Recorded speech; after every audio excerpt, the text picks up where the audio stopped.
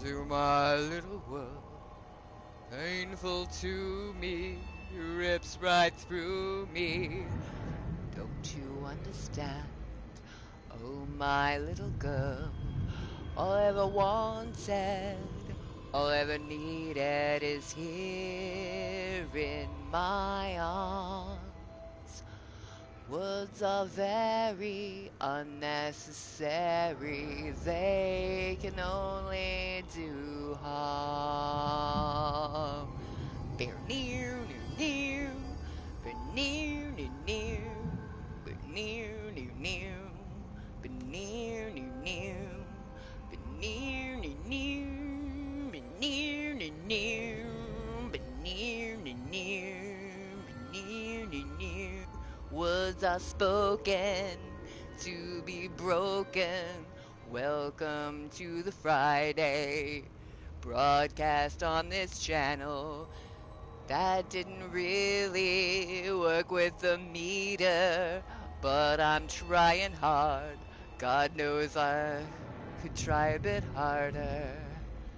All I ever wanted, all I ever needed was here on my PS4. Hi, welcome to the Friday broadcast on the Gwenny Be Dead channel. I'm Gwen. It's the Evil Within 2, and I wrote 3 paragraphs of an essay.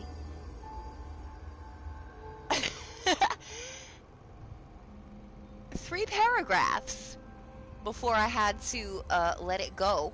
Also, I have 2 different kinds of beer. I'm 3 beers in already. This is my 4th, just opened it. I have 2 different kinds of beer today and a little story to tell. So I guess I'll get started on the story. Because I had a relatively good day for the dumpster fire. That is 2020. It was a relatively good day. Like, it wasn't uneventful. It was actually quite eventful, but to the positive. You know, normally I say, no news is good news, like Mr. Gary Gnu used to say. But these days, you know, if the news is actually good news, I mean, it wasn't good. It's good. It's good. It's good. So I counted my birthday money. I saw I had actually way more than I thought. I was much more conservative with my money. Gracious me, than I thought I was. So I was like, well, good. It's Friday. I'm going to go to the beer store. I'm going to go to the game store.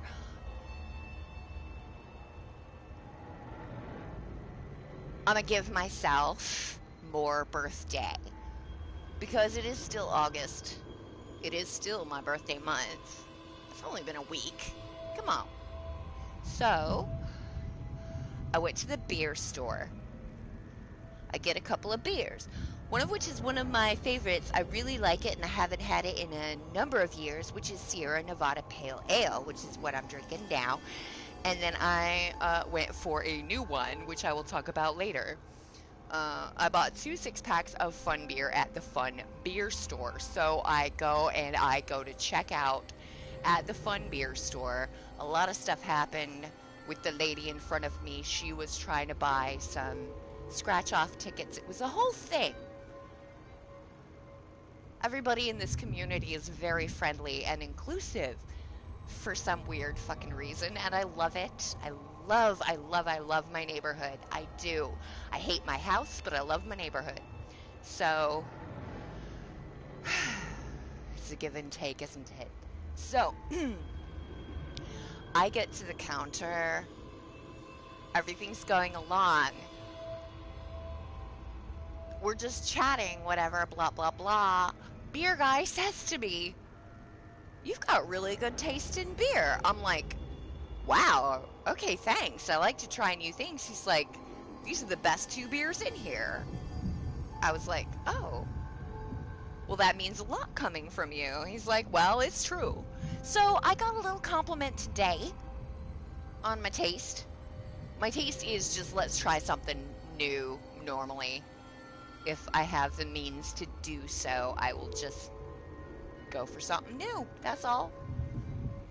So it was just nice to get a little compliment. So today was better. Also, I went to the game store and I got 2 new games and was told that one of them is very good. Which is not a compliment, it's just, well, it did win 5 BAFTA awards, did Hellblade, so I presumed already that it was good. So I do have Hellblade, so if this game gets too irritating, we're just gonna erase it and play Hellblade. Uh, it's supposedly very good. 5 BAFTAs. What are you gonna say against that? So, oh no, I wanted to load game. That was the move. Yes.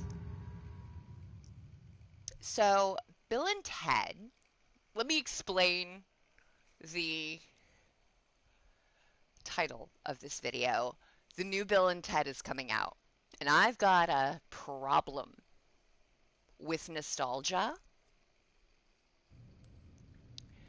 I've resisted it mostly, with a feeling I wasn't sure exactly how to express. Um, I gotta tell you though, right now about Bill and Ted, oh, I'm gleeful. Oh, I'm in it. They got me. They got me. They got me hooked. I gotta see it as soon as it comes out in any way I possibly can. They got me. And I needed some way to talk about that because I don't like to fall into the nostalgia trap.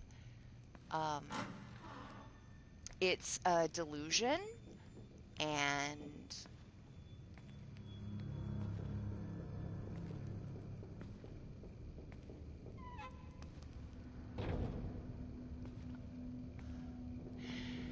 as with all delusions, it's ultimately disappointing. And here's where I'm coming from. So, I was thinking about how I normally feel when my demographic, uh, Gen X, I guess you could say, is targeted with nostalgia. And it's like I was saying uh, on Facebook, I was trying to find the right word. Um, I explained it as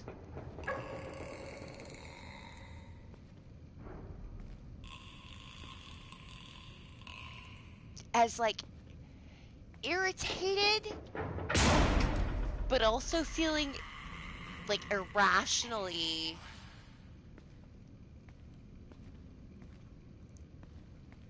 personally attacked. I guess taking it personally when there's actually not a good reason to take it personally. Oh, I was going to go into options and see if we still have aim assist enabled. Yes, we do. Good.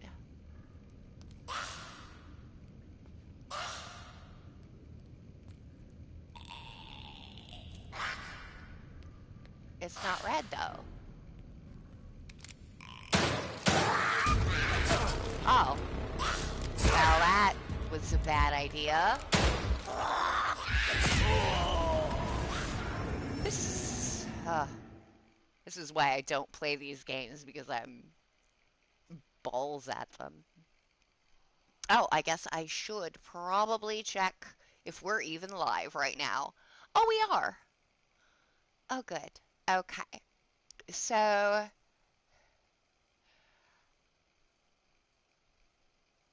it's not offended, it's not insulted. Those words don't really apply.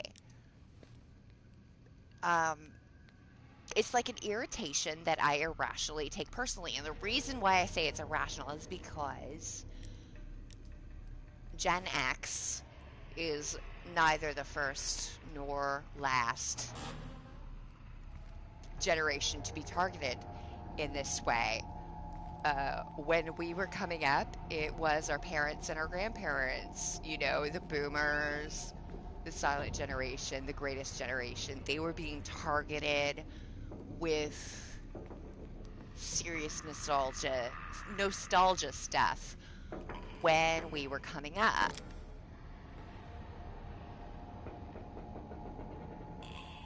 All right, you're telling me that's aim assist, but it's like wobbling around. That's not aim assist if you're wobbling the fuck around. All right?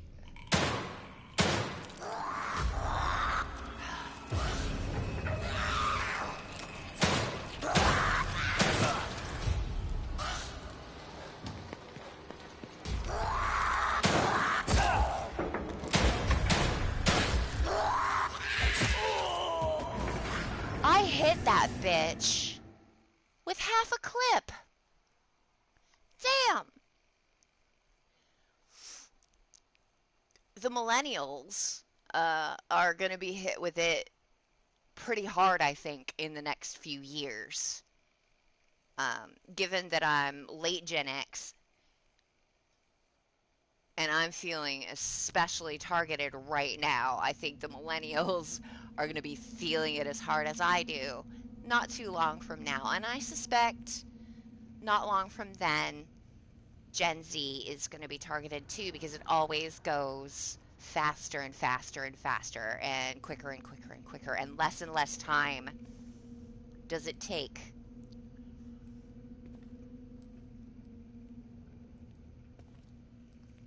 to be targeted in this way. So it's not personal. Like, everybody is going to be a target.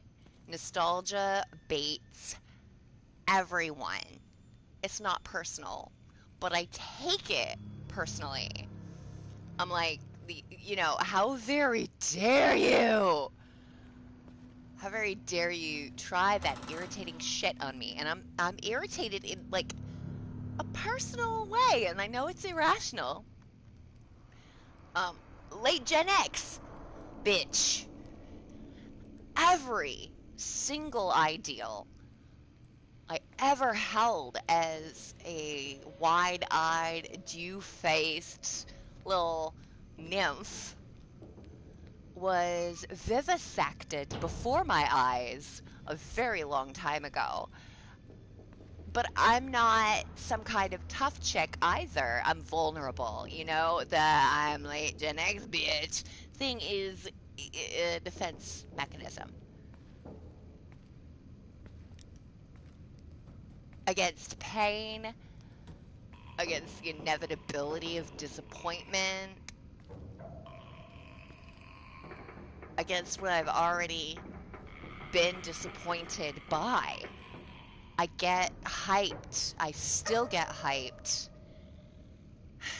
Even as I feel vexed, indignant.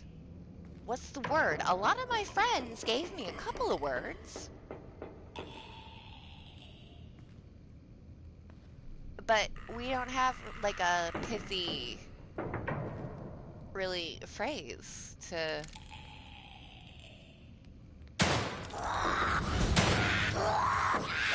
I should have reloaded.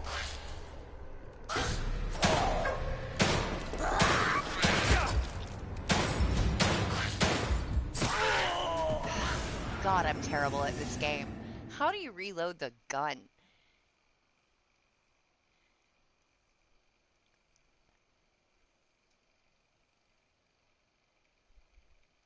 The inevitability of disappointment is the worst part of it, because I know this Bill and Ted movie is going to disappoint me. It has to.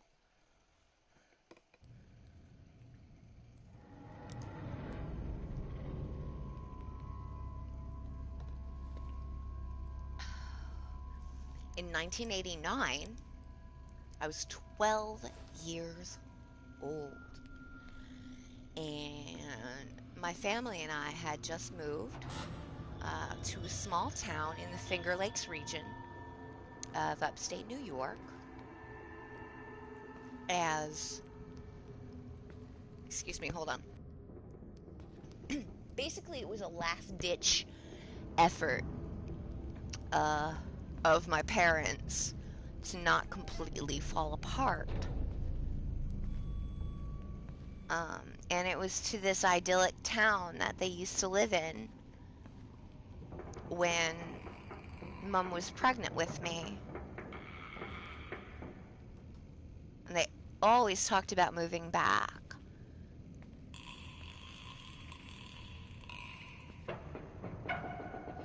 And after moving from place to place to place to place to place, this was supposed to be our permanent home. This was supposed to be where we... How do I reload my weapon? I think that did it. This was supposed to be...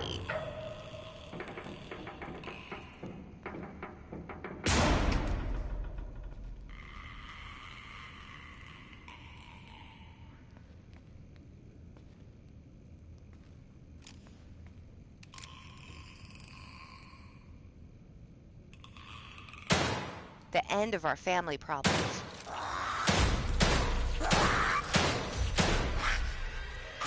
Oh, damn it! There's no way to get past her at this level. We have determined it. So it's 1989. We're trying to make a new life as a family. Basically, as far as I'm to understand now in hindsight, this was kind of a last-ditch effort from my parents. Trying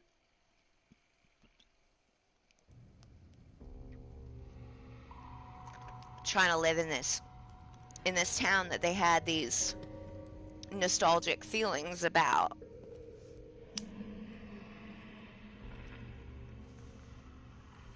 From 12, 13 years before.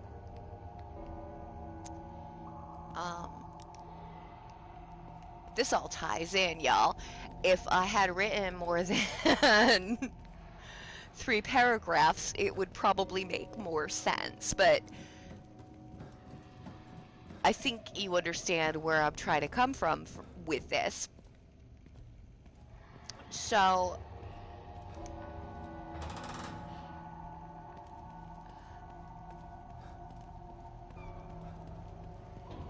there's a couple movie theaters there, and Mom and I, from time to time, we would have a day, what we called having a day, and that meant we'd probably go to the movies, because that was my favorite thing, and it was my mom's favorite thing too. We'd go to the movies. Well, at least I thought it was. She seemed so...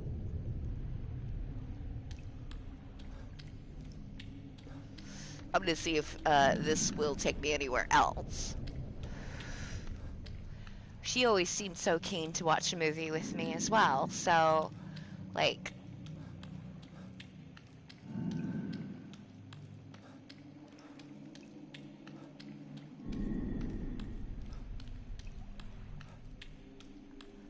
Okay, this might be eternal. It's not the worst eternity. I mean, at least there's trees, right?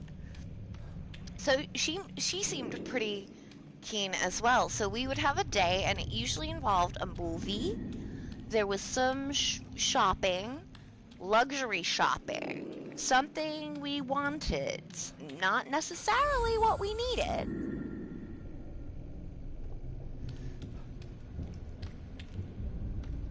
No, it just says no. Go back to Cedar, where the zombies are. Honestly.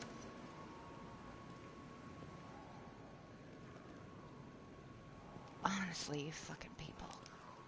Alright.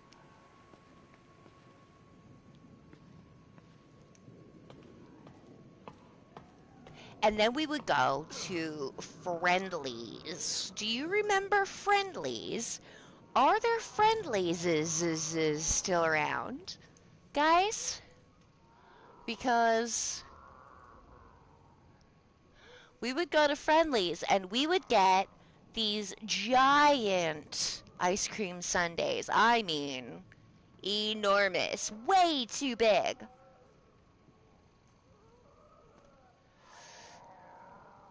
But we would eat every single bite of them.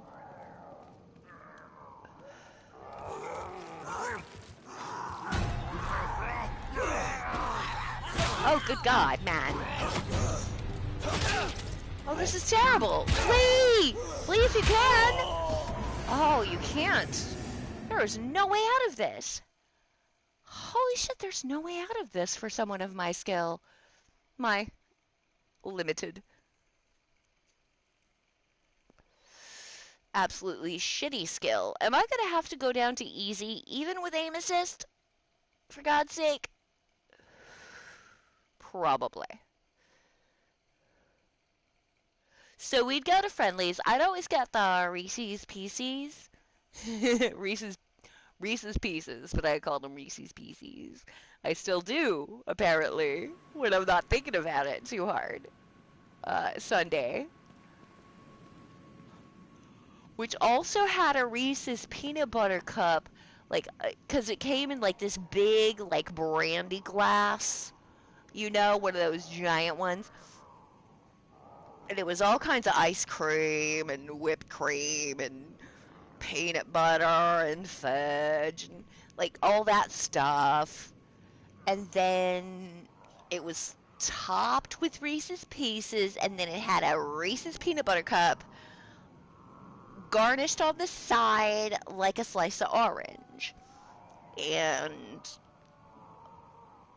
I cannot remember what my mom would get, but we'd each get a sundae most of the time. Sometimes we'd get one and share it, but most of the time we'd each get one because that was the indulgence. Like when we went shopping, we'd get something that we wanted but we didn't need, like a new outfit for each of us, or like a new set of bed sheets for each of us. We'd have a day and we would go and do this.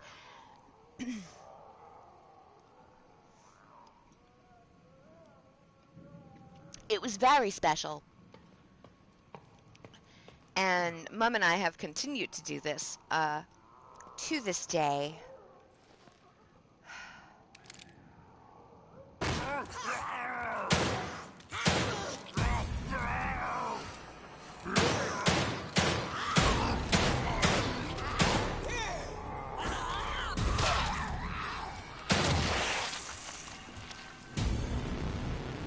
Did I get him? Oh, I think I got him!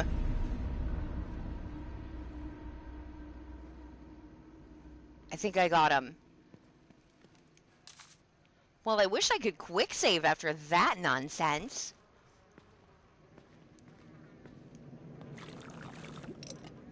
Why don't I get green gel from this asshole? Alright.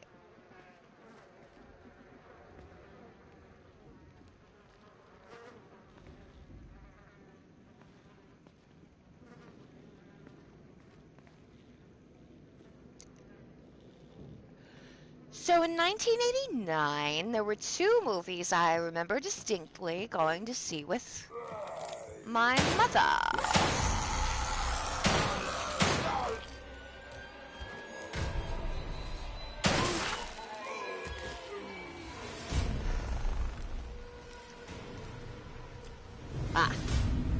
Square button is reload. Good. Good to know.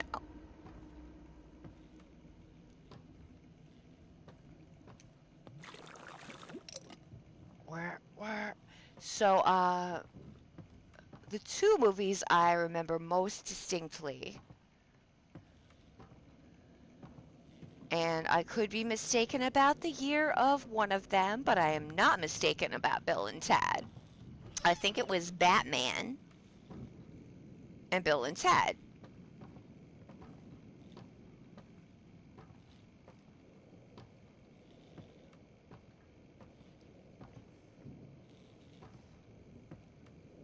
Alright, I don't hear him growling anymore, so that looks good. Alright. Do we have to go back to the safe house at this point? Can we move on? Ugh, I'm nervous about moving on, to be honest. But it's a horror game. We should be nervous, right? The first Bill and Ted.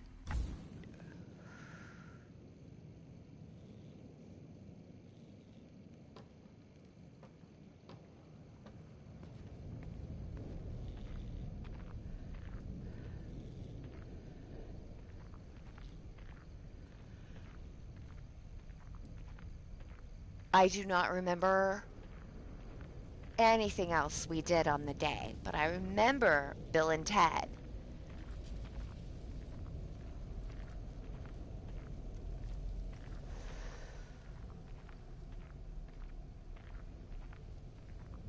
It was great. By 12, I was already a comedy nerd, so I already knew who George Carlin was and was stoked. He was in my teen movie.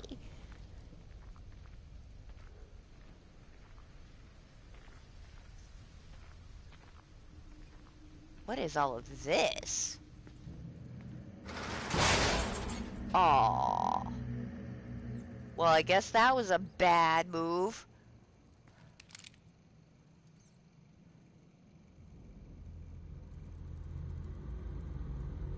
Do the rats bite?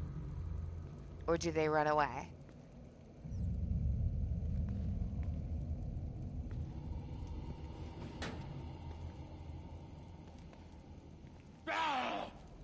Oh.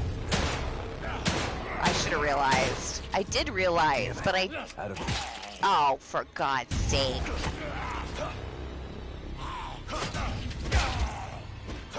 I'm gonna die again.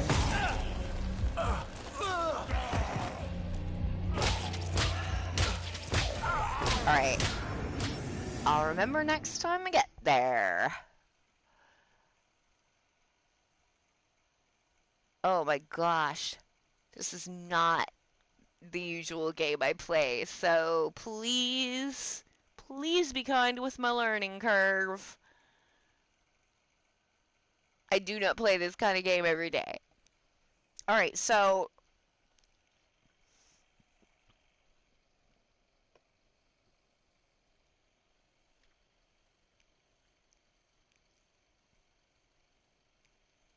Bill and Ted's Excellent Adventure in 89. Bogus Journey in 91.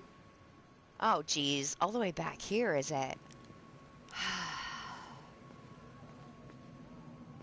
was doing so well, I thought. 7 out of 12. Okay. I do think I should go back to the safe house because I have resources and I need to level up before I go any further.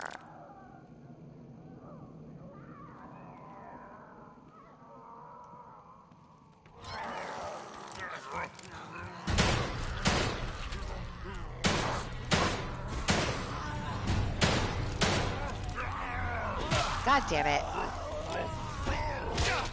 Why? Why?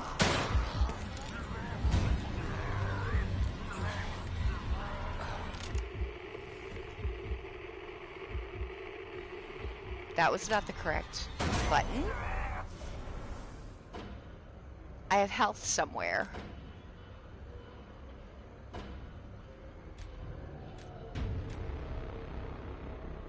Use.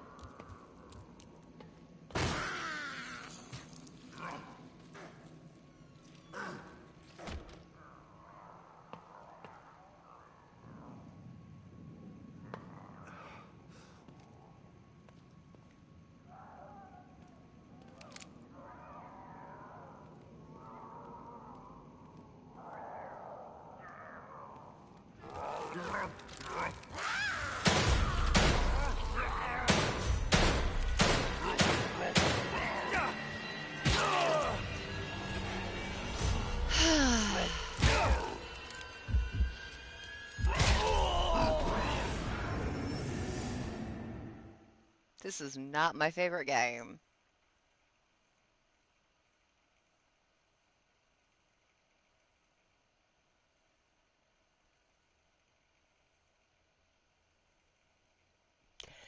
So at 12 and 14 each, I had a really nice, special fucking day with my beloved mum about Bill and Ted.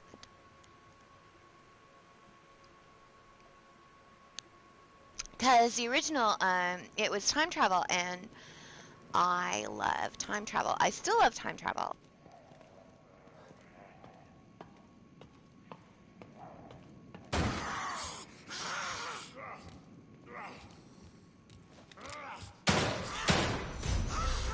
Shit! God dang it!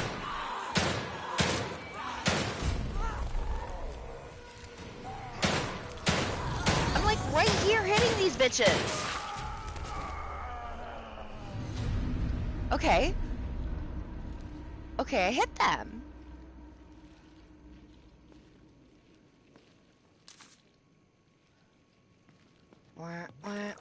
So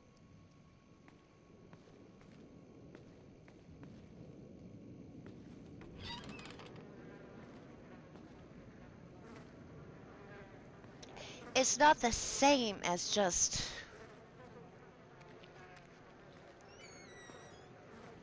I don't know, something I liked. There's a real specific memory that there are real specific memories that feed in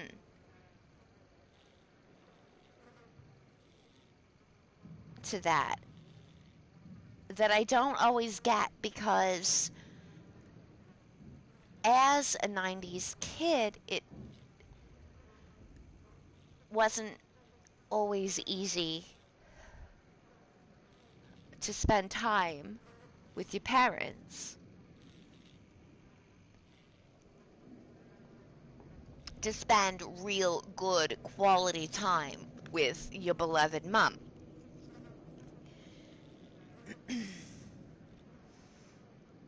I was schooling, mom and dad each were working.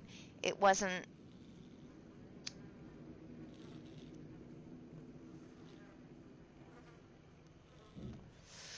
after we moved to that region, everything was very different. Uh, Mom was working in a factory. Dad was working at the newspaper. Ah! Aim assist assists. All right.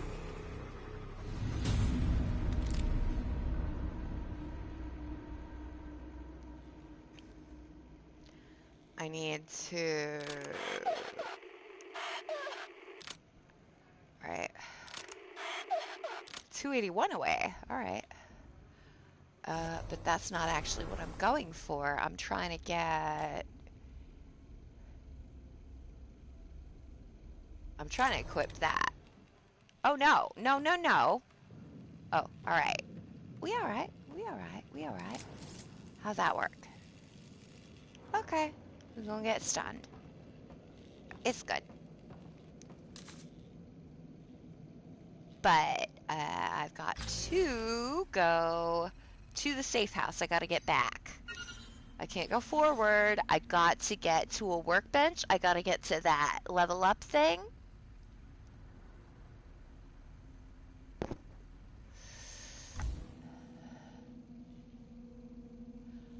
Whoa. Buddy. What you doing?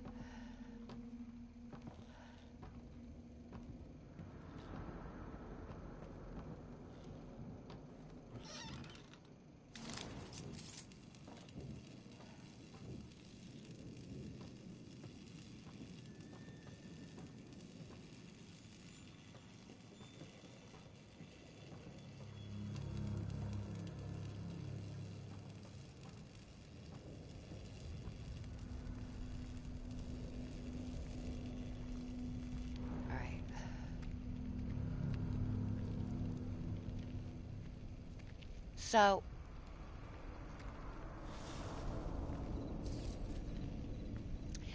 they finally got to me with very specific, very important memories to me. And I don't know how to reconcile these feelings. I know that nostalgia in and of itself isn't bad, but normally when it's targeted at me, it makes me feel a specific way. And the way that it feels does not lend itself to a particular word in the English language. I asked people. I said, what's the word for this feeling? The feeling is an irritation, a feeling of irritation that one takes personally. I don't know what that was. Ah, gunpowder. Good. That one irrationally takes personally. Indignant, I think, was closest, but it's not quite right. There is a how very dare you element. Like, oh yes! Here we are in O'Neill's. Oh my god, I feel so much better.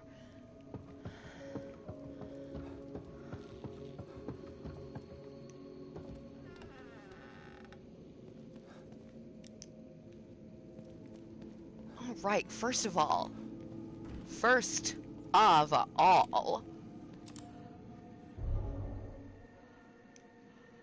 please, after all this nonsense. So, when you don't get a lot of these moments, these very special moments, and it's not my parents' fault, they were just trying to navigate the capitalist nightmare, as we all are.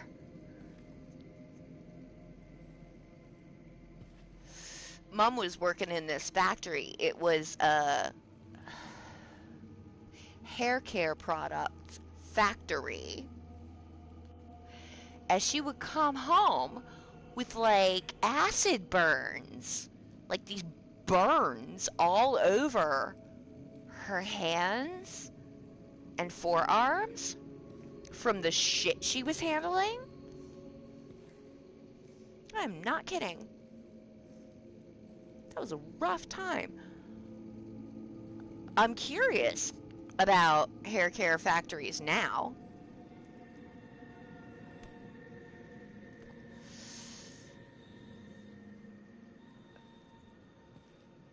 Dad would come home. He worked at the newspaper. He worked in the printing. He was a print shop guy. He worked in print shops. So he printed the newspaper. He inhaled like all of those chemicals all the time in print shops.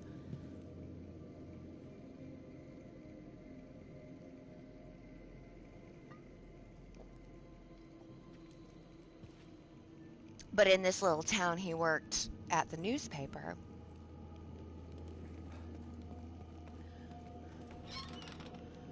And honestly, I mean, we got to spend time together, but it wasn't like these moments, these special days, you know?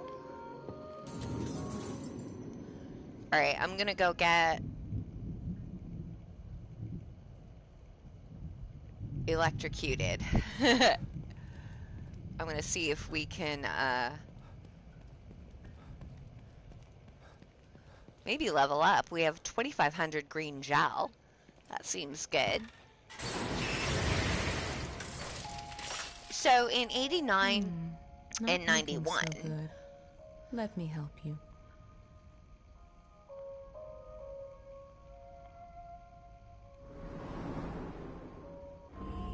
Bill and Ted was like this wholesome ass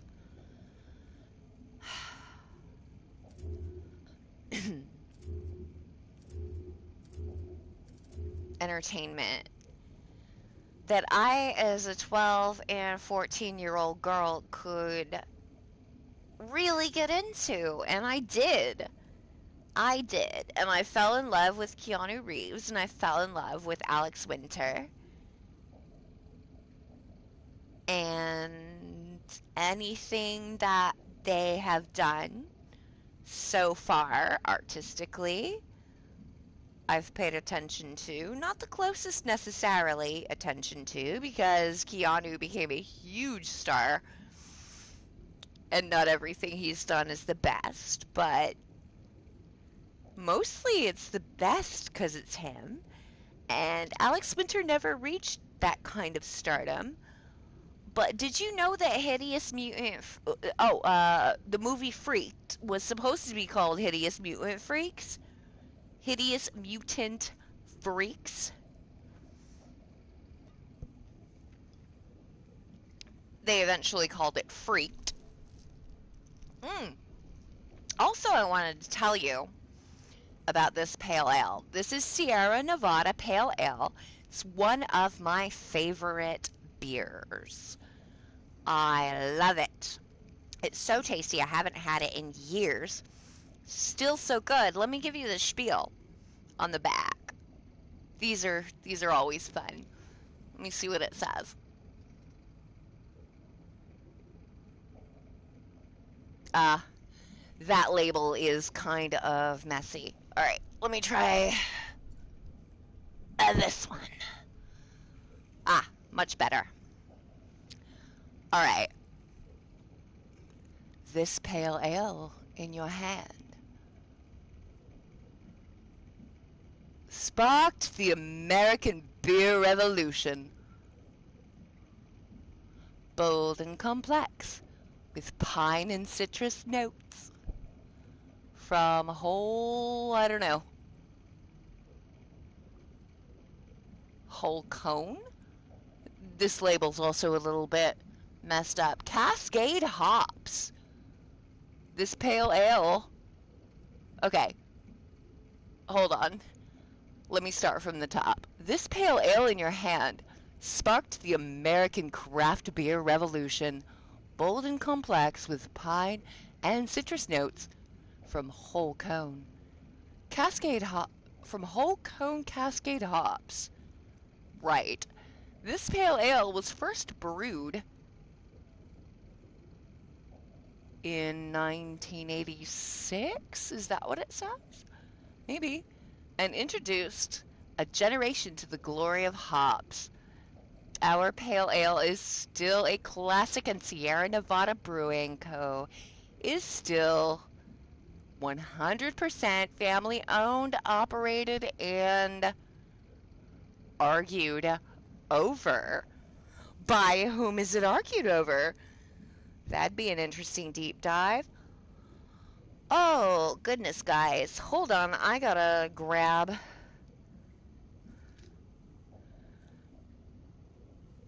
a bottle opener. That's across the room.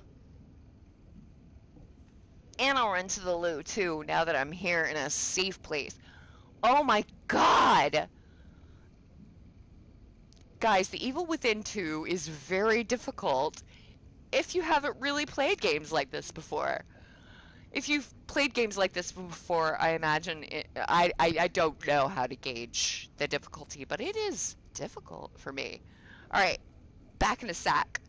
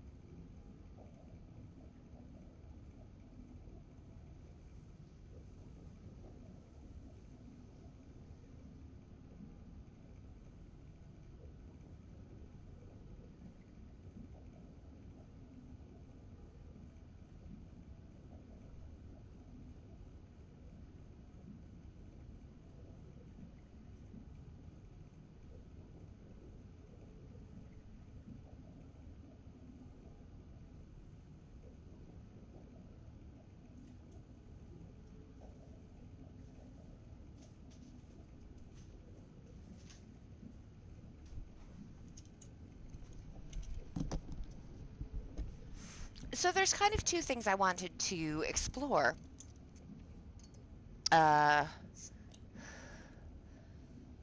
In the essay that I wrote 3 paragraphs of. Like, okay, the first one is how we, well, I don't know which one to put first.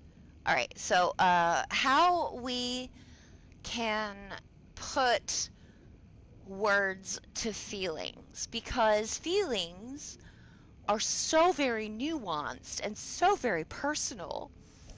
Um, for me, I've often got to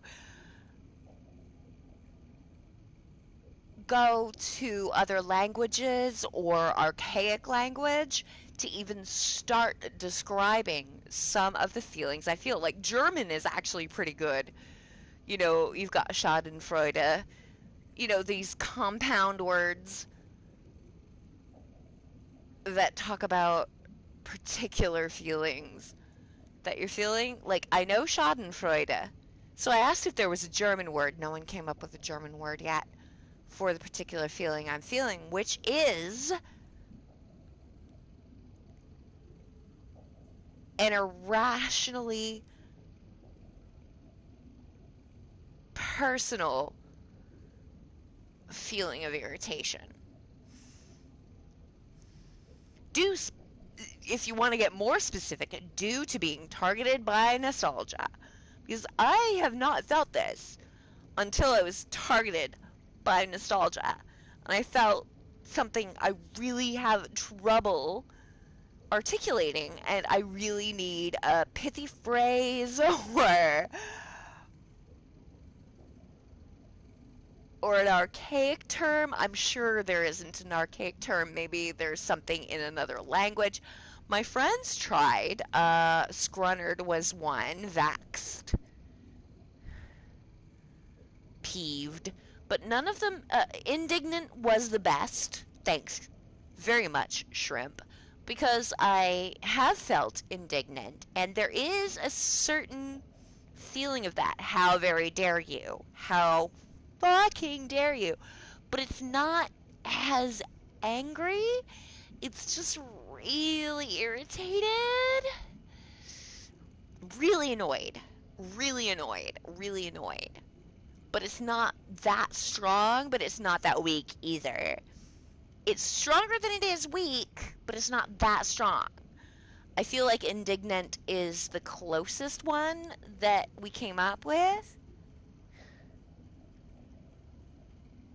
Scunnered is good. That's a new one. I've never heard Scunnered before.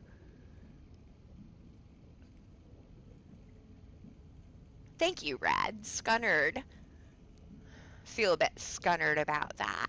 It's a close, like everything is a bit close in a way, but it does not convey the exact, precise feeling.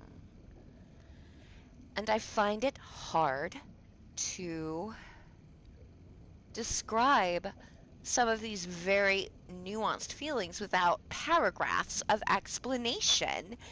That is not how that should work. There's got to be a word or pithy phrase that we can come up with, I don't know, as a community. What, there's 26 of us now, including me. Let's come up with a word for where you are taking it irrationally personal that you are irritated.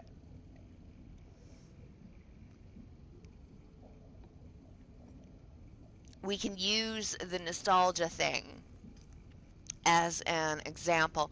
Maybe it is just like as specific as that.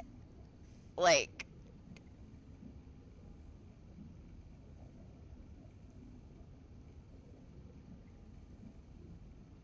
as if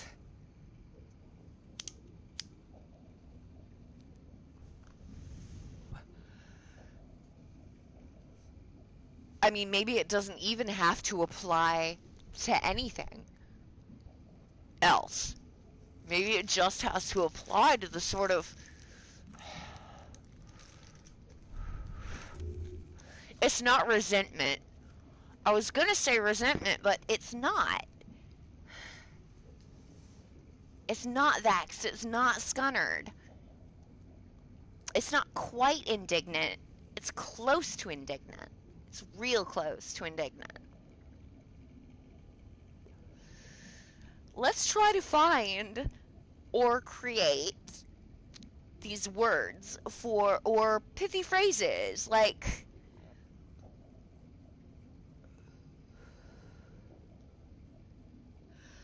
we could do it with, 3-word terms or whatever.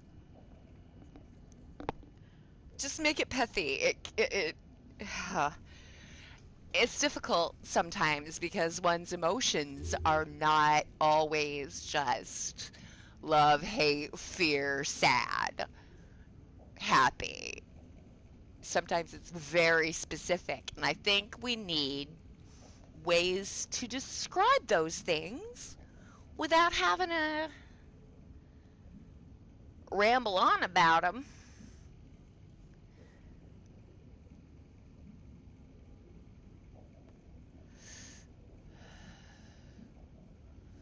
I think when we ramble on about these emotions, it should be just describing why we feel the word or phrase, not trying to figure out what the fuck word or phrase it is. I have a big fucking vocabulary, but it's not big enough. Scunnered is a new word, and I do like new words. Every time I learn a new word, gives me a little jolt. I wasn't bragging, by the way, about that big fucking vocabulary shit.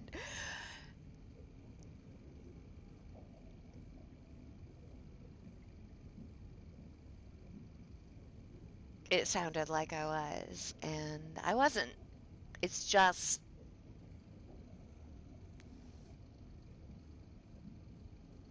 I try to be very... I fail a lot, but I try to be as precise in my language as possible. I fail a lot because I drink a lot, and I'm also a mess.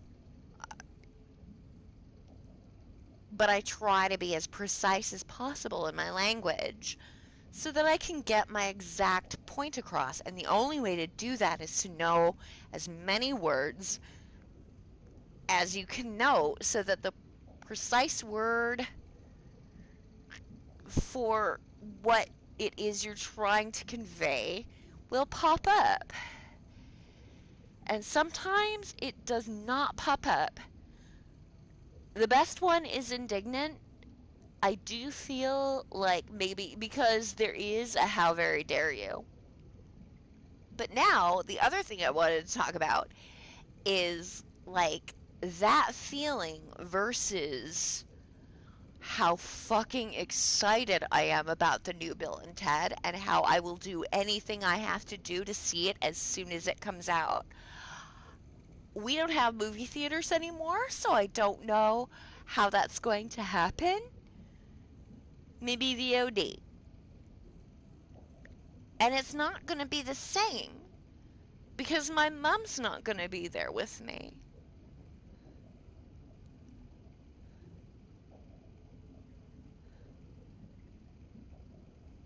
Oh God, I just felt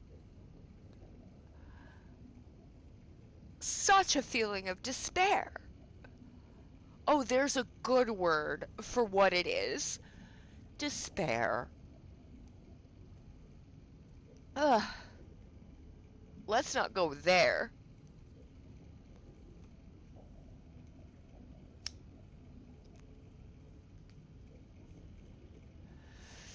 Let's not go there. Let's... I don't know, stealth?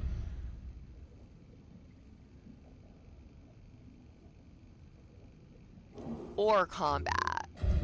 I'm terrible at combat. Let's take steady hands 1.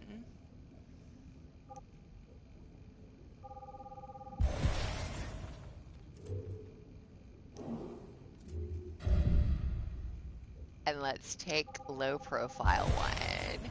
Hey! We have 0 green jelly. Probably should have taken better toughness.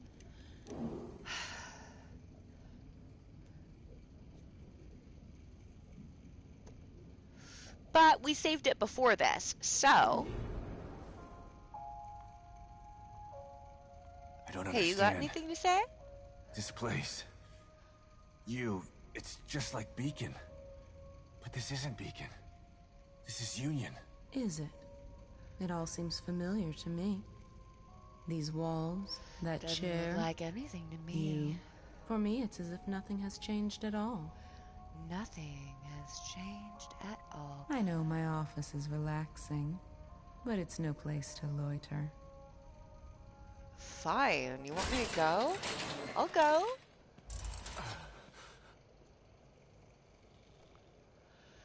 Wah, wah, wah, wah, wah, wah, wah, wah. I don't know how to feel that I feel so particularly excited.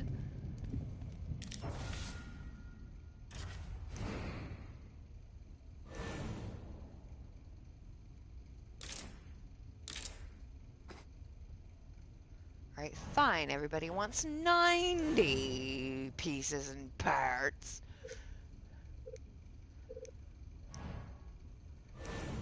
Oh, I already got that one. No, I didn't. It just...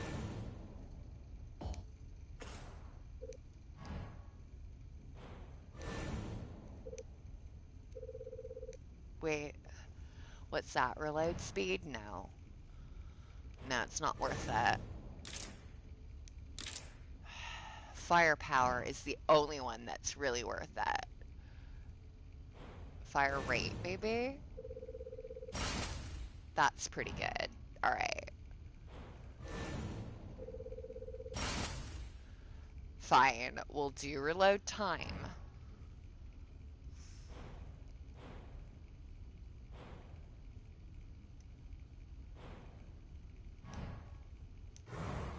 It'll help me fire faster.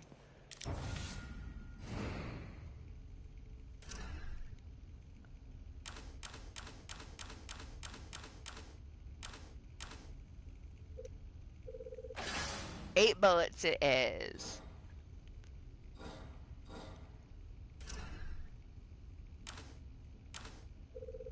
One harpoon it is.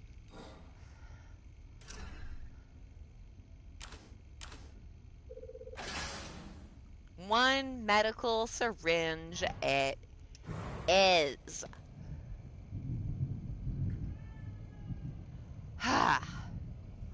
This is a difficult game, guys.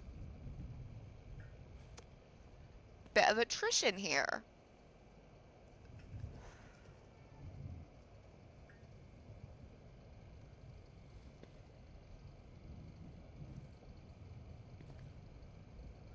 I know, without a shadow of a doubt, that the new Bill and Ted will not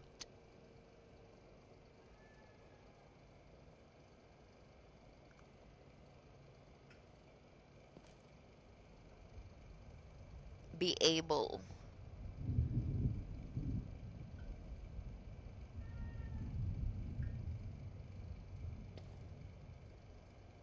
to do whatever it is in my brain that is being so excited about it.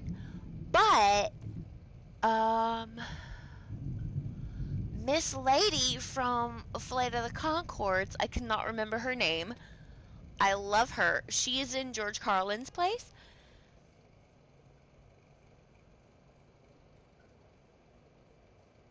I love her. I love everything about the idea. I have watched all of the trailers. I'm ready. My body is ready.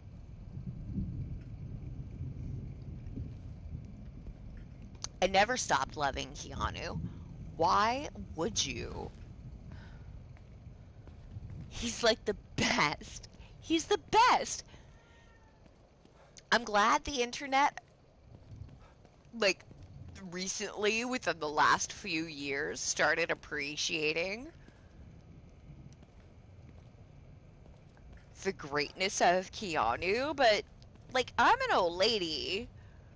I look at that shit and I'm like, y'all don't even know. Y'all don't even know what it was like. Maybe you do, because maybe he's always been there for you.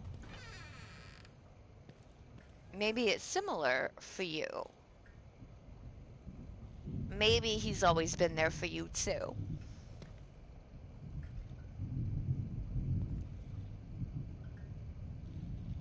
I went to, gosh, I think it was 1995 or 96.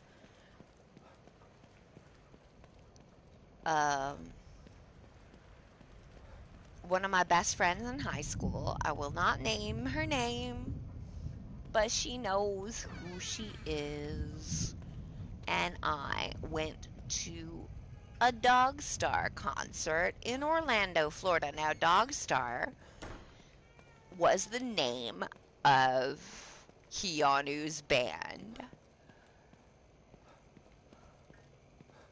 We were 17, 18 years old. And it was at the Edge in Orlando, Florida. Shout out to all y'all who went to a concert at the Edge. Do you remember the Edge, Florida people?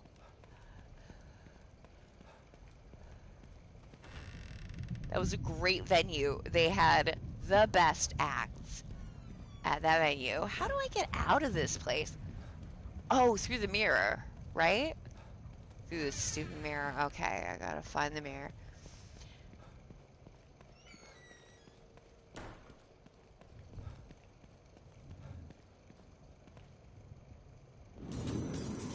Is that the right one? No. Oh, it just goes here.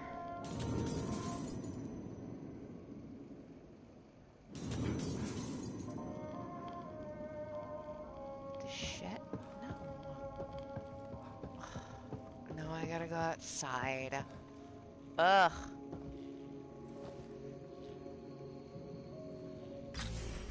The map. The waypoint.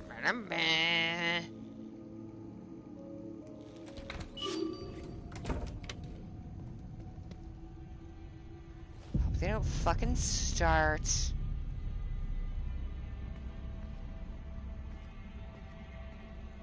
They're gonna fucking start.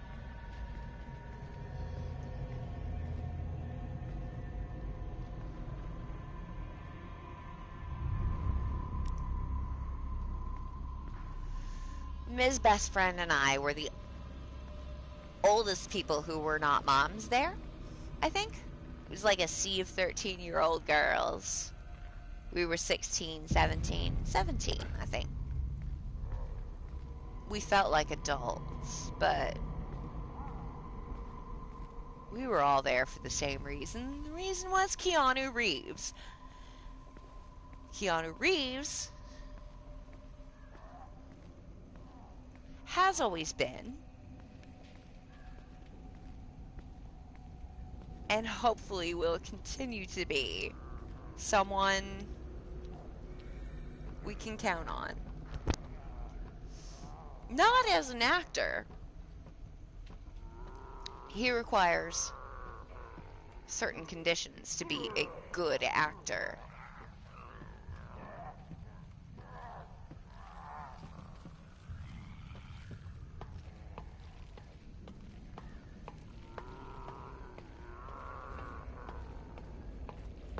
just when he talks. Physically,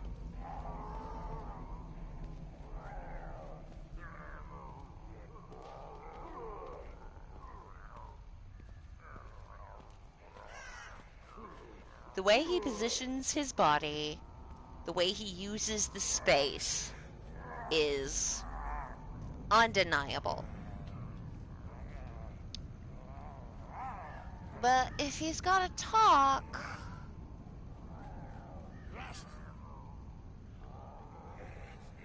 probably it's best you get kind of a very hands-on director type, is all I'm saying.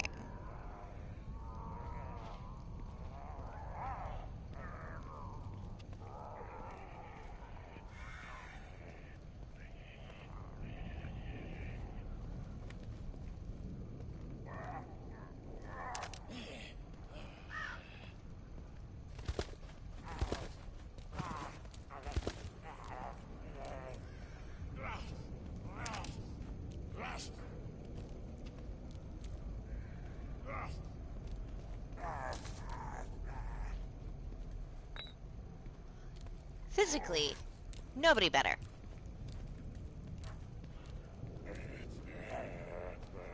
No one's more precise. Oh, yes, yes, yes, yeah. Aw, shit.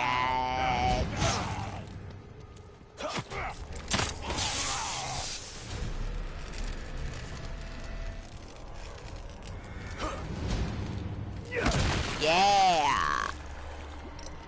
Okay. That actually worked. How that worked? I don't know. We got lucky.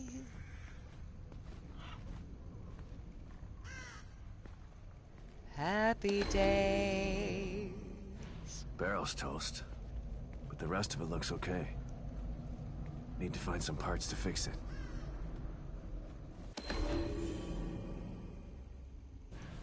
We already read all this stuff, I think, yesterday.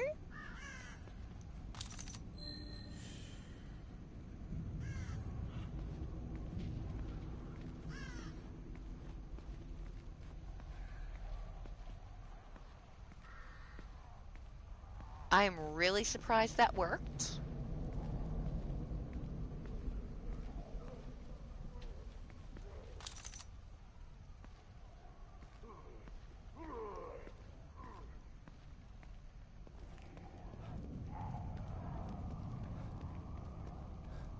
Got everything.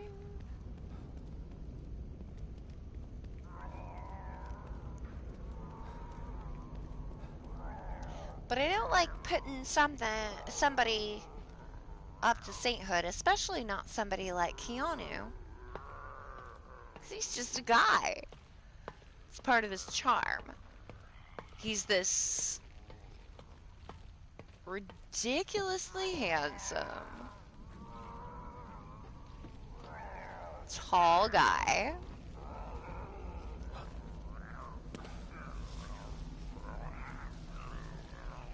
who's in movies. Like,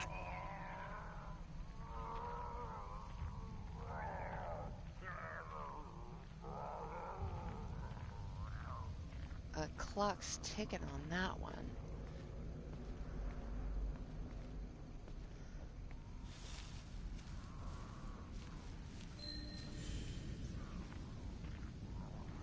What? Foliage can be used. Right, I'm hoping they're telling me it's good for stealth. Everything flicks by way too fast. And I'm not wearing my glasses right now because they were just really uncomfortable. Shit. Treadwell, fucking. Trucking.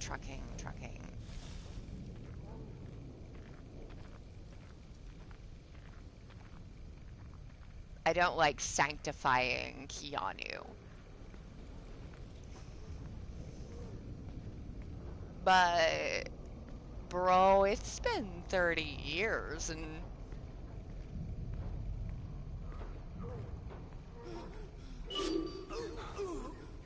Keanu's still being amazing.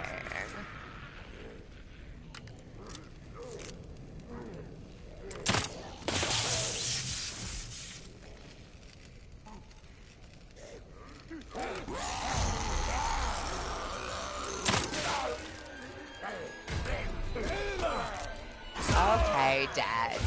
Basically dead now. Unless I flee. Maybe I can flee.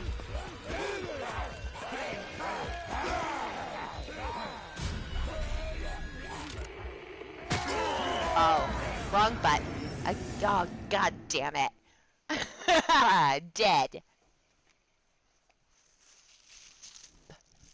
I don't mind dying a lot. As long as I do progress, I'll... I'll be frustrated, but... as long as I make it a little further along the way...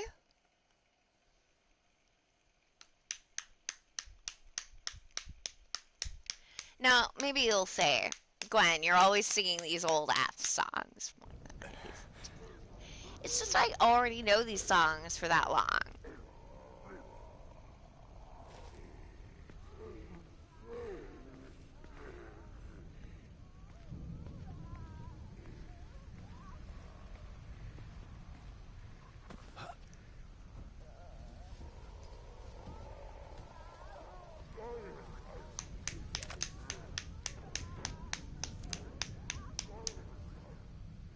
Also, I'm old, but I resist nostalgia because I think it's a delusion. I think it's I've seen it. I saw it in the 90s with conservative politics, in the 80s,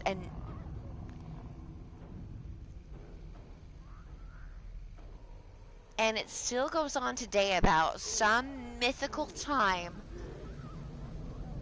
in some mythical person's mythical childhood that's a fucking myth. It was a bad... I had a bad time as a kid. Now,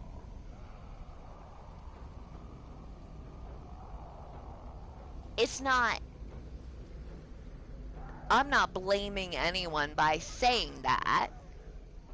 I would not blame any specific person for that, because every single bad moment I had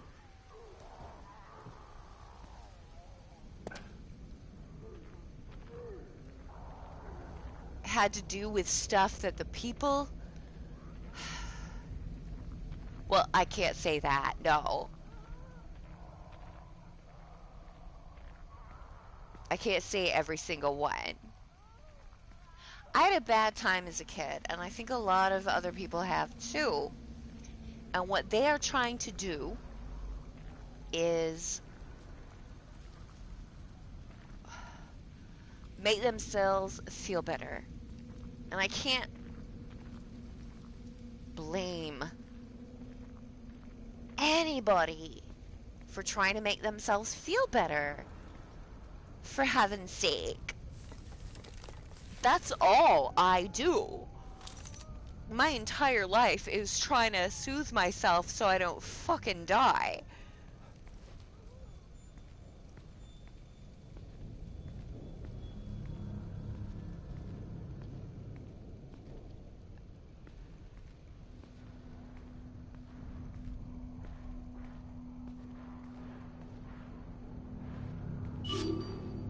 So I can't, like...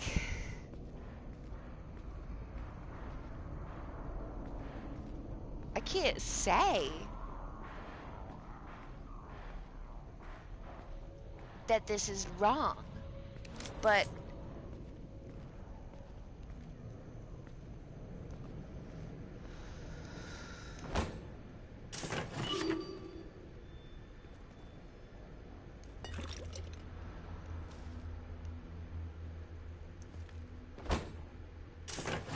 oh, I'm just gonna hit this thing until it doesn't give me anything anymore. Or the zombies come.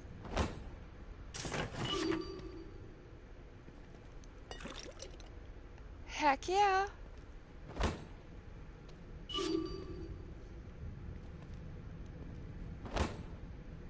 That it? That's it. Alright. I seen the ravages of overzealous nostalgia.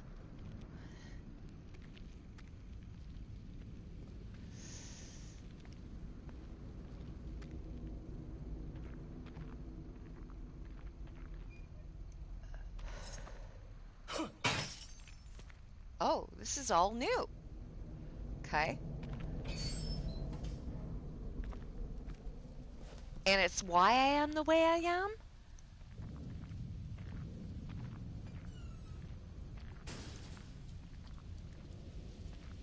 Which is viscerally resistant, indignant.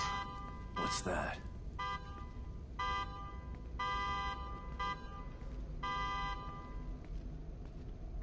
Someone trying to get my attention?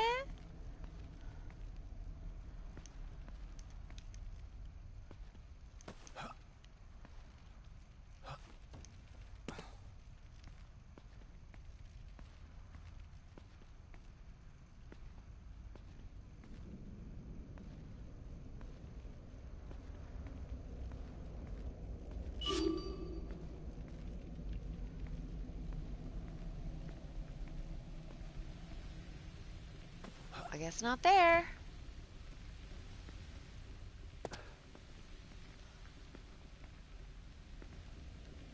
I need this worse than you do, pal. Yikes.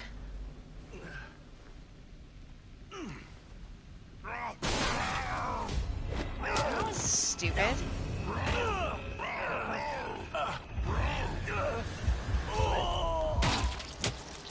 Oh my god. Really?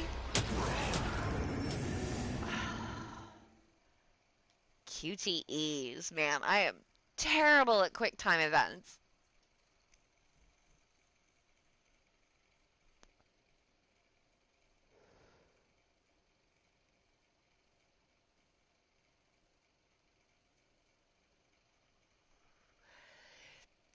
Most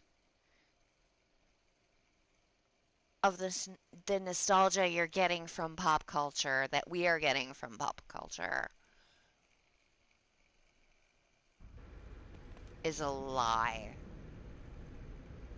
And all of it that we're getting from politicians is absolutely a lie.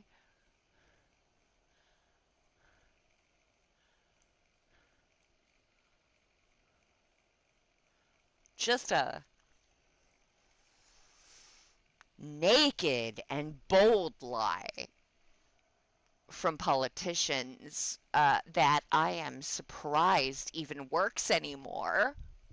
But I'm not gonna try to explain that right now, because what I'm talking about right now is goddamn Bill and Ted, whose message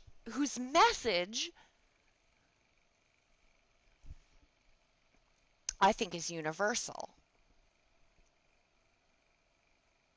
Be excellent to each other.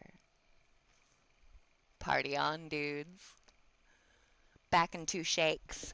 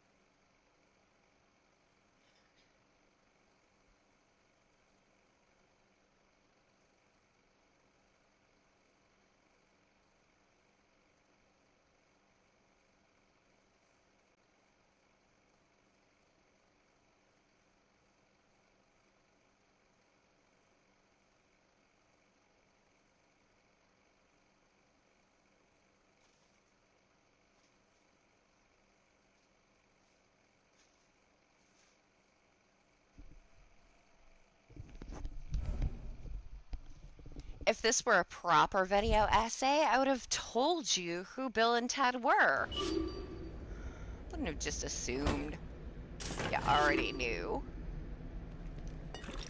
who Bill and Ted were.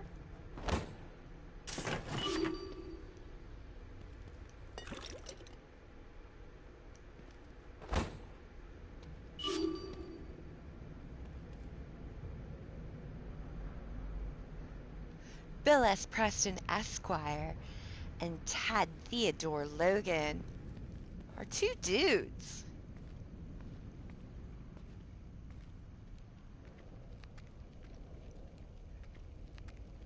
They're meant to save the world.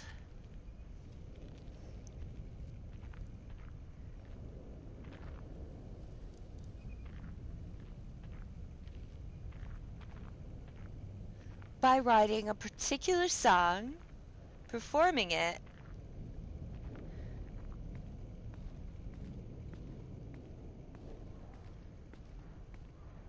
and with that amazing work,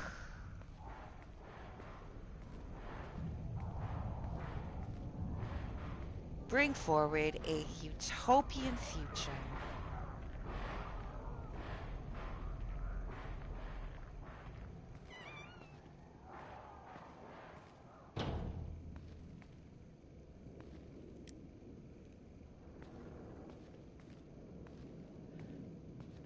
In the first Bill and Ted movie, the goal was to pass history class, because if they did not pass history class... Oh, hey, this is new. Nails. Ha.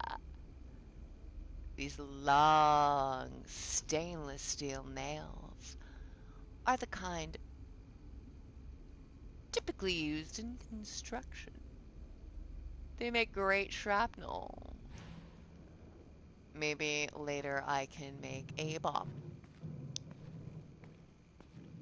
So Billis Preston Esquire and Ted Theodore Logan are a couple of dudes, and they want to make... Oh, well, they are destined to write the song that brings about the most peaceful... What are you talking about? This isn't it. Utopian society. Aha.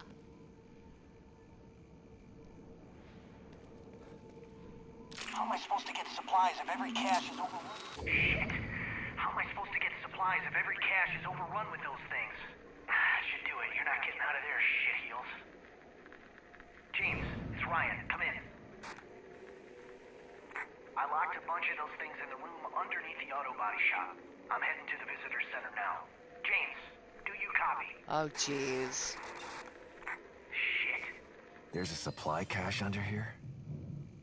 I gotta get down there. Do I? He locked a bunch of... James, where the fuck are you? Get your ass to the visitor center. You're never gonna believe. Visitor center it is.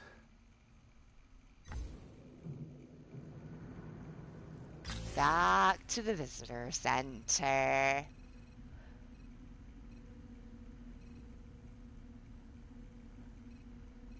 Wait, what's that?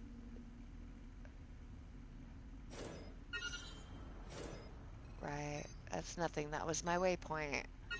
I gotta go back to the goddamn visitor center. Isn't it always back and forth and back? As if your own time and energy isn't that valuable.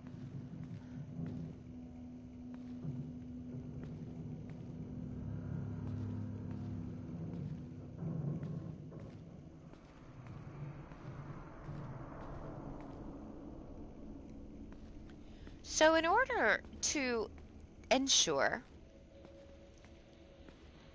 that Bill and Ted pass history, so that eventually they can write the song that changes the world, George Carlin shows up in a phone booth time machine Thank you, Doctor Who. And Bill and Ted go on an excellent adventure through time.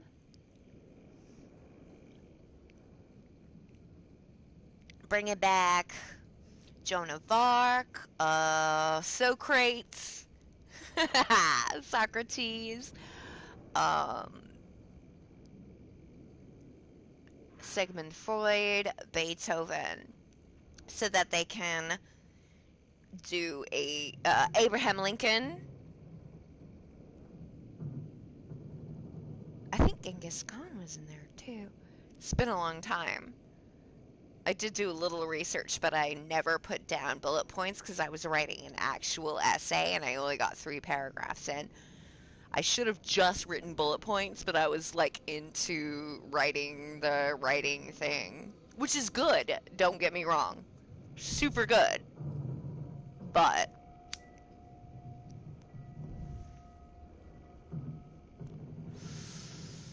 anyway,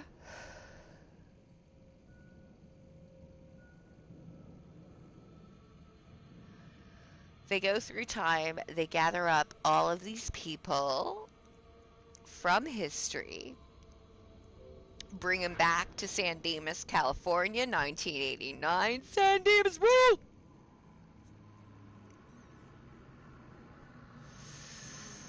And they pass history.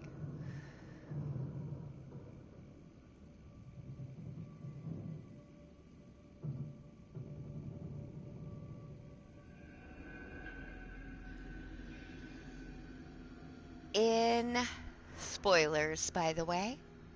Now, I do not remember Bogus Journey as well, but I cannot tell you the villain. However, in Bogus Journey, the big bad evil guy sends evil robot Bill and Ted to Bill and Ted's time to murder Bill S. Preston Esquire and Ted Theodore Logan, and they go through the afterlife.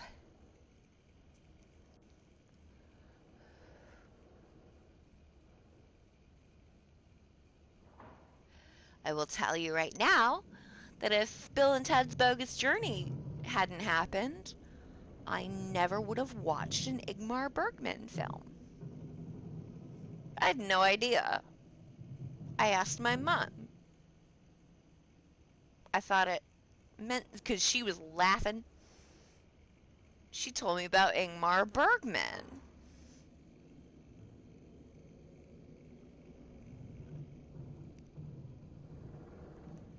I wouldn't have known back then. I was 14.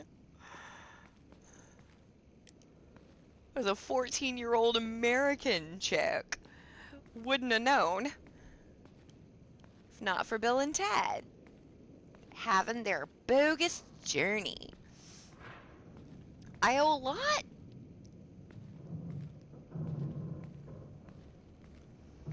to that franchise, man.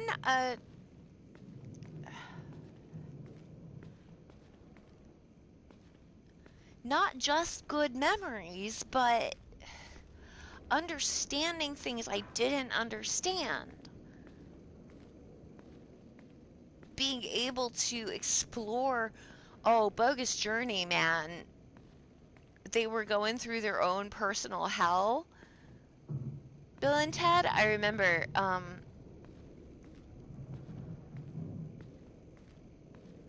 there was like a scary grandma and a scary Easter bunny and a scary military guy. Like,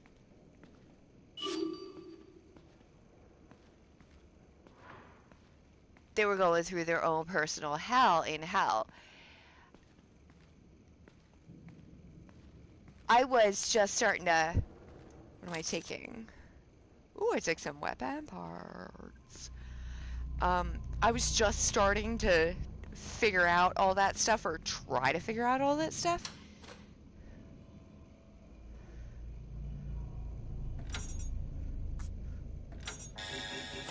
Uh-oh.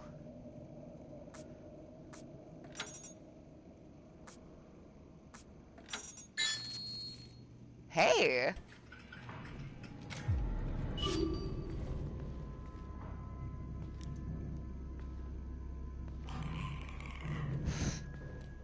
It's probably a bad idea.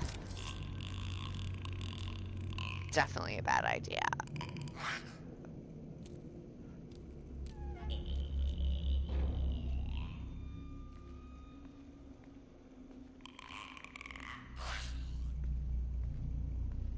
Where's my reticule?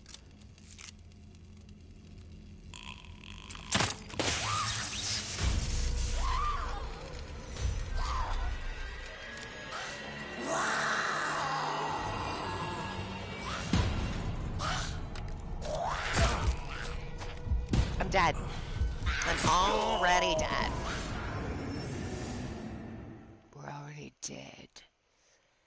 We're all dead. My reticule didn't come up. Is that how you say it? Reticule? That's the way it looks. That's how I'm gonna pronounce it, because that's the way it looks.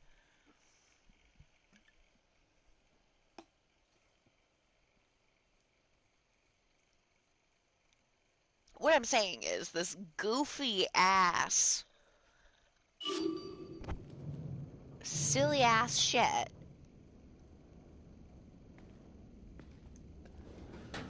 really had more of an effect on me than I ever realized until 30 years later. And they're saying, hey, Glenn, a couple weeks from now,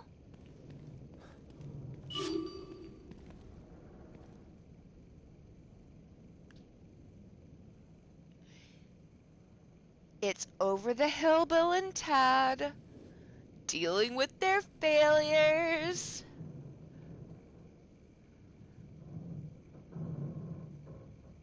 Because they have not created the utopia yet, because they have not written the song.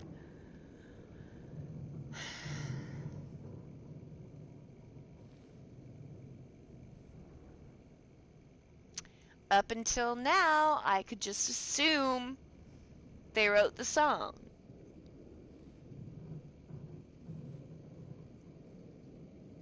I'm excited but terrified. I'm hooked into this nostalgia trap, and that means the crushing inevitability of disappointment.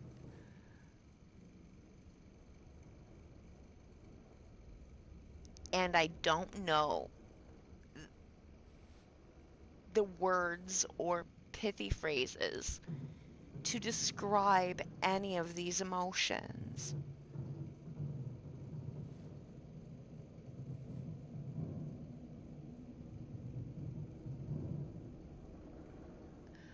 But I do appreciate all of you who helped me try to figure out what the words were.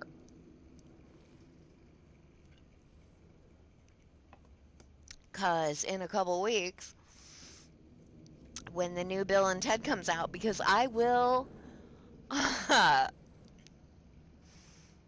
will follow Bill and Ted, follow Bill and Ted wherever they may go. There isn't an ocean too deep. Seriously, I didn't know that we're gonna go this route, you guys.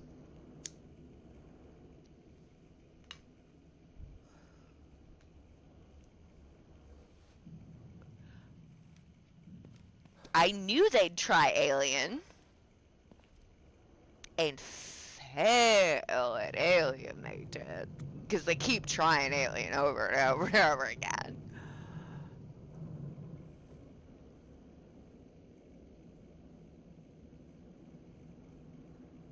Guys, Ridley Scott didn't create Alien. He has no say over the origin story. I have no idea why anyone thought it would be a great idea to let Ridley Scott have it again. He didn't make this shit up. Dan O'Bannon and Ronald Shusett made up Alien. Ridley Scott has no fucking authority over the Alien franchise just because he directed the first one. Very well. I'm not saying, look, Alien's one of my top 3.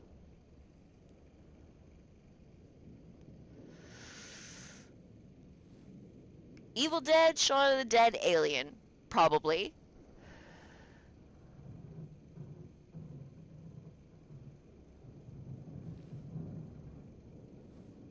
And in no particular order, because who knows what I like on a given day, but Ridley Scott has no authority. And y'all gave him this authority to just... It was already fucked up. So, I mean, it's fine. But why would you think? I didn't think it would be good. And it wasn't.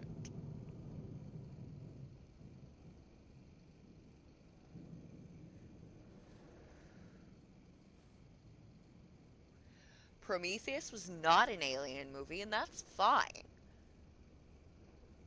It wasn't supposed to be. It was bad on its own merits. Nothing to do with the Alien franchise whatsoever. That was just a shit movie on its own. Because it had no focus. And it tried to, like, stick in Alien franchise shit where it didn't belong at all. Shouldn't have been part of the Alien franchise at all. Alien Covenant is one of the worst movies of that budget I've ever seen.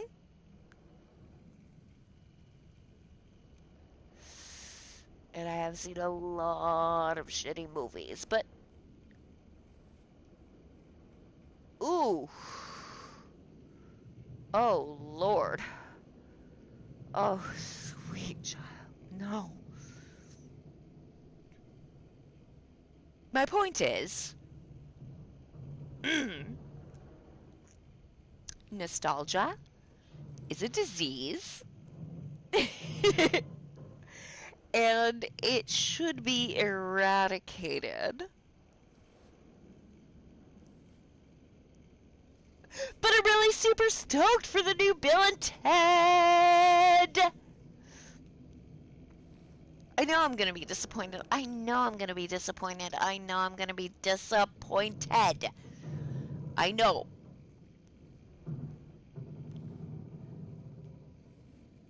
Because nostalgia is a fucking disease.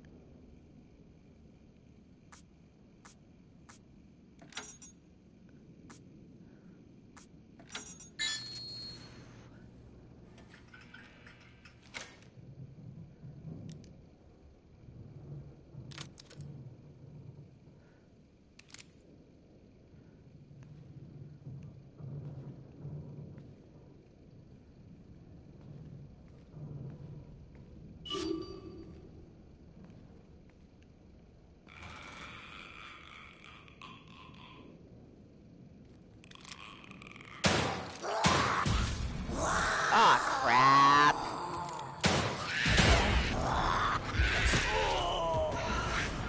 Two hits from this bitch.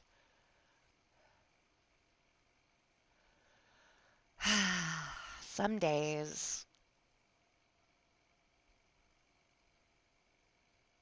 you gotta die over and over and over again just to progress a couple of steps.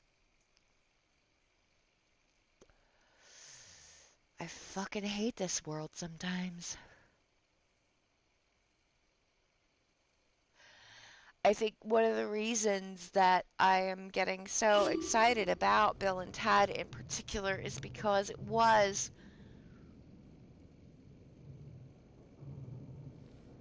so positive and idealistic, not in a forced way.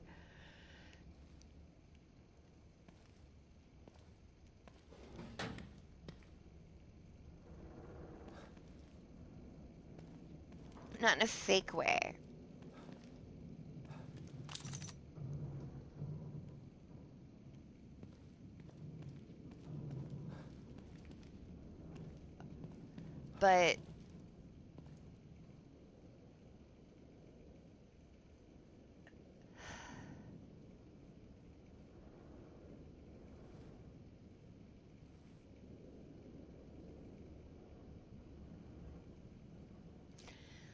But in a way that really hit home to me. And maybe that's just because I have these personal memories with my mom as a young preteen and a teen, like, associated with it.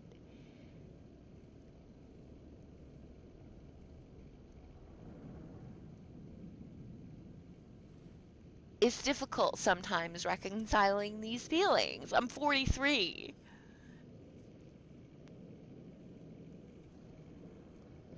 I can never feel the same way, but in this world of 2020 right now,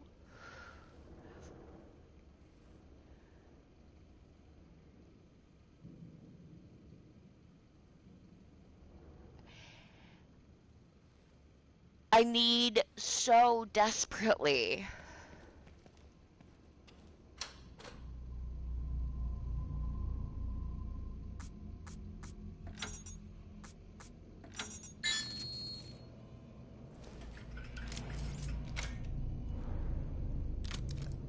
to find a thing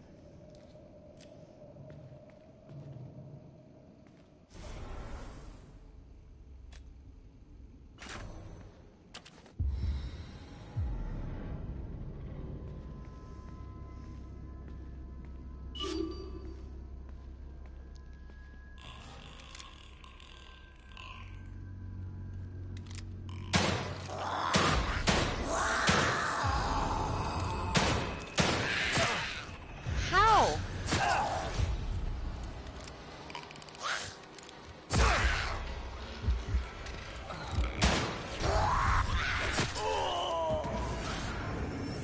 That's somebody I gotta sneak by, I guess. Ugh. I need something. I need a life raft.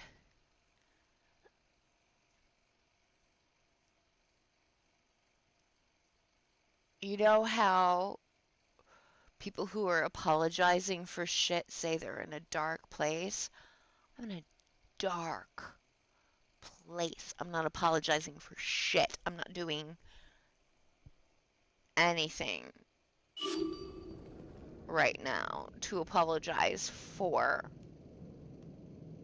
I couldn't possibly, because I do not interact with humans that much.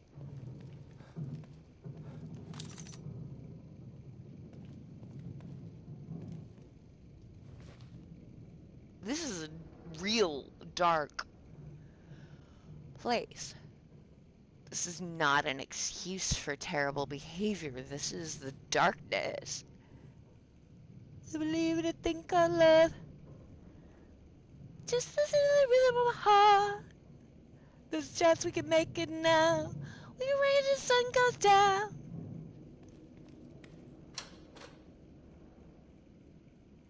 I'm not gonna.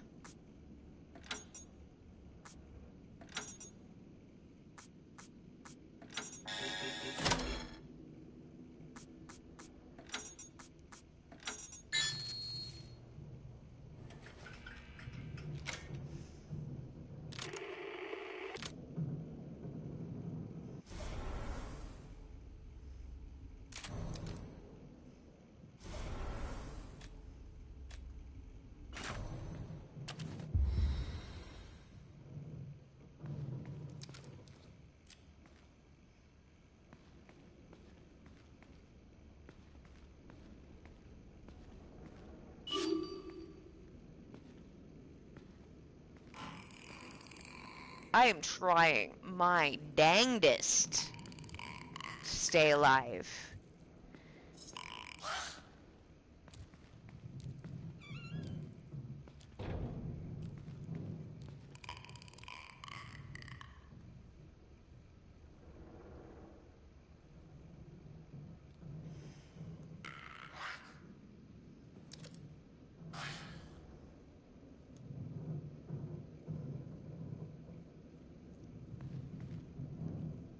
Dark place.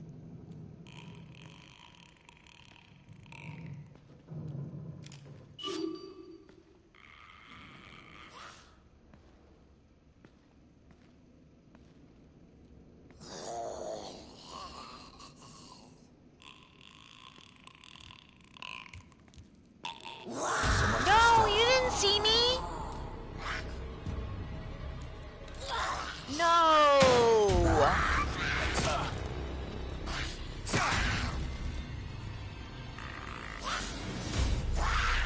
I thought that was a door. How did they... Oh, this is all so stupid.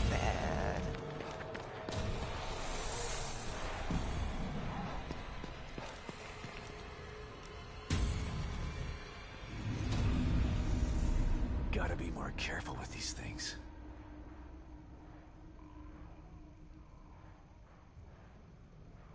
Yeah, fuck you. This is like the 5th time. I'm just out of the warehouse. How about you cut me some slack, you stupid bitch? Don't...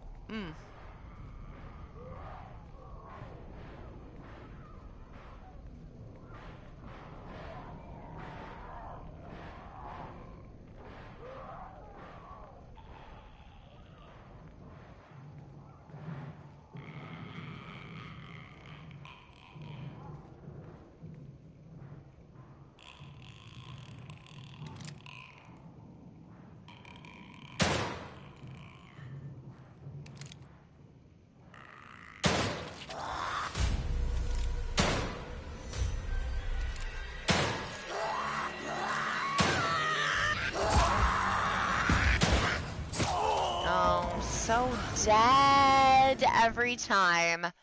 Every time I shoot you, I am dead.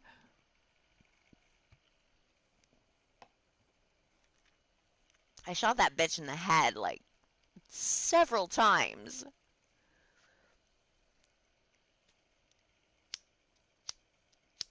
Oh no.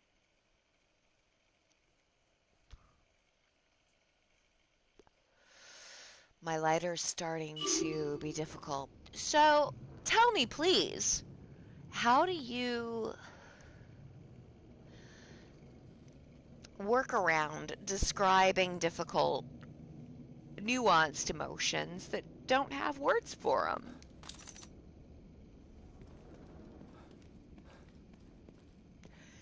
Do you ask your friends?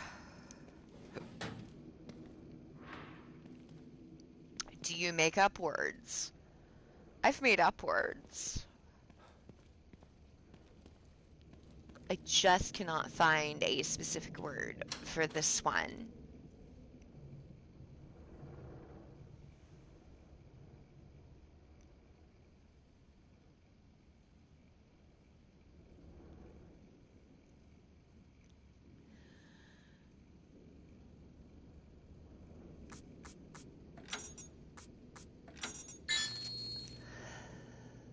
One more time. We're gonna try.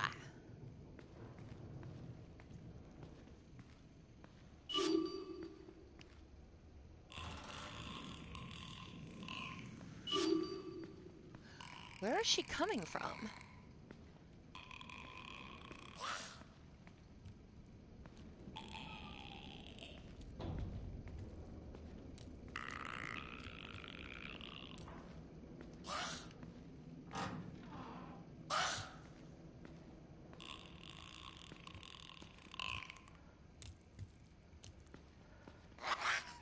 Shit!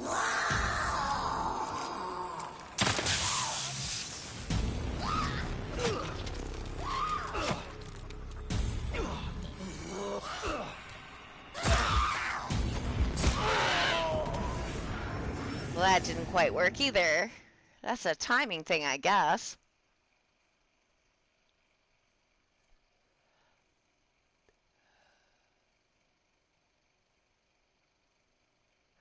Everybody wants to sneak past the zombie. How do you describe these nuanced feelings? Do you go into paragraphs? I do, but it doesn't work for me. Like, I need pithiness. Granted.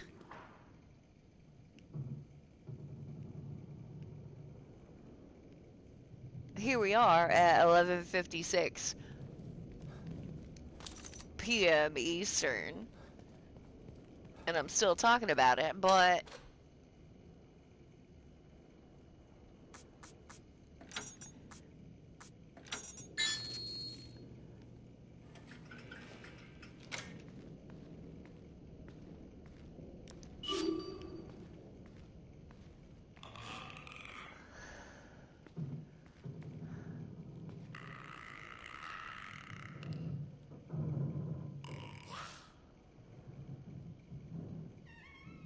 I do feel as though this may be something that other people might feel. Not necessarily specifically.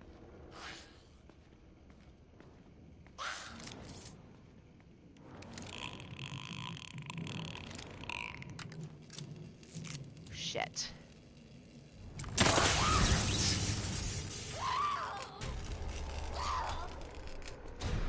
That didn't work. I'm not fast enough. And I don't have a dodge mechanic. Oh god, I don't have a dodge mechanic.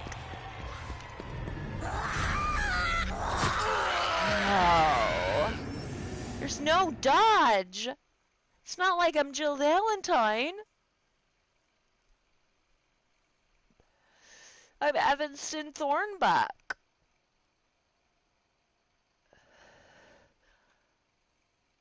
Useless ass Nathan Drake wannabe.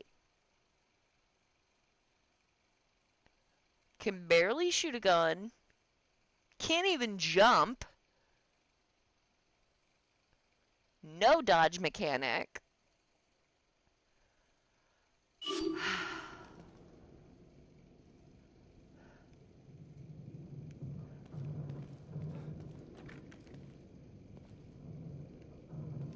Okay. We're gonna try this one more time.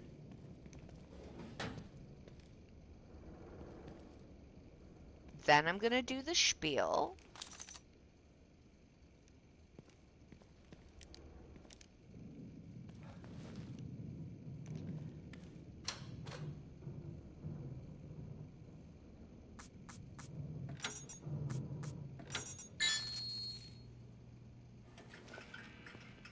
Then we're gonna fucking leave.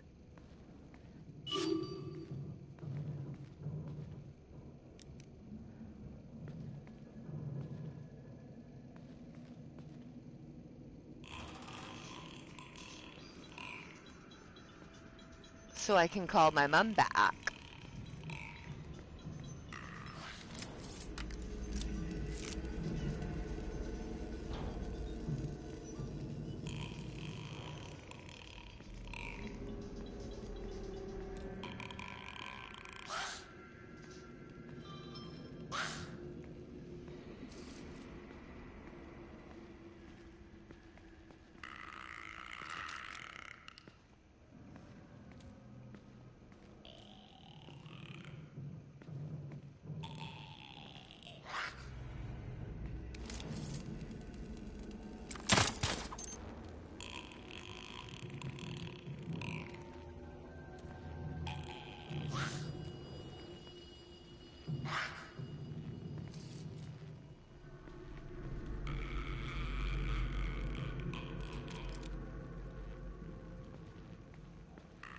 Try to make a trap.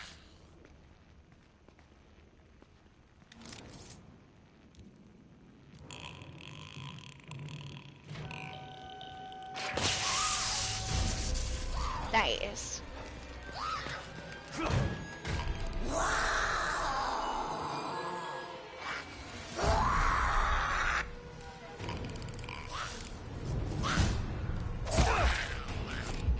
Well, how'd she get in here?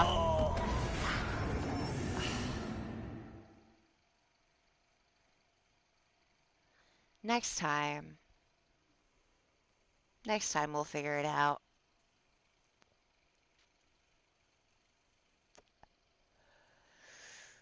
Thank you so much for joining me. I never drank the other type of beer. I got 2 beers specifically to talk about them, and I did not. But I did talk about Bill and Tad and words a lot, so I feel like the better of the subjects was explored. Thank you once again so much for joining me this evening. If you liked hanging out with me as much as I liked hanging out with you, please consider subscribing to the Gwenny Be Dead channel. I broadcast every Tuesday through Friday at 10 p.m. Eastern. And, I don't always have an essay, but sometimes I do. And I hope that what I brought up provoked a few thoughts in your brain. If it did, leave a comment. Thank you.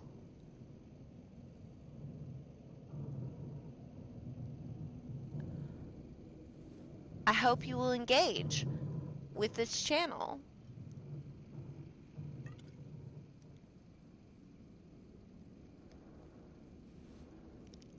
And I hope you take something positive out of it.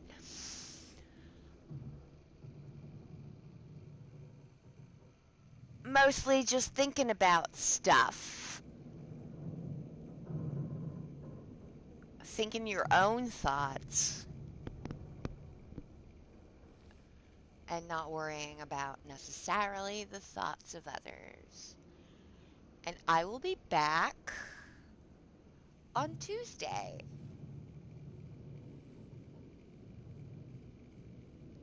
Thanks very much. Ooh. Thanks very much. See you next Tuesday. Bye.